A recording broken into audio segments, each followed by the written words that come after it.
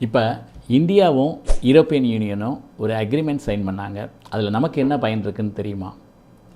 Free trade agreement. இதான் வந்து இந்தியாவும் யூரோப்பியன் யூனியனும் சைன் பண்ணது.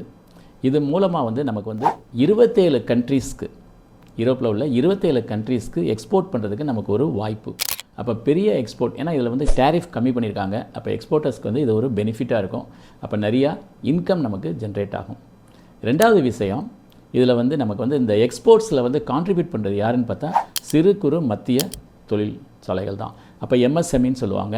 அவங்களுக்கும் வந்து இதில் வந்து பெனிஃபிட் இருக்கும், அவங்களுடைய வருமானம் கூடும். இந்த எம்எஸ்எம்இஸ் வந்து ஊரக பகுதியிலையும் டயர் 2 சிட்டிஸ், டயர் 3 சிட்டிஸில் தான் இருக்குது. அப்போ அங்கே வந்து வேலைவாய்ப்பு பெரும், மக்களுக்கு வருமானம் கூடும். மூன்றாவது விஷயம் வந்து இந்த 27 கண்ட்ரீஸ் வந்து advanced countries, dev technology. So அப்போ வந்து பெட்டர் டெக்னாலஜிஸ் நமக்கு கிடைக்கும். அப்போ பீப்புளுக்கு வந்து பீப்புள் டெவலப்மெண்ட்டும் ப்ராசஸ் டெவலப்மெண்ட்டும் நடக்கும்.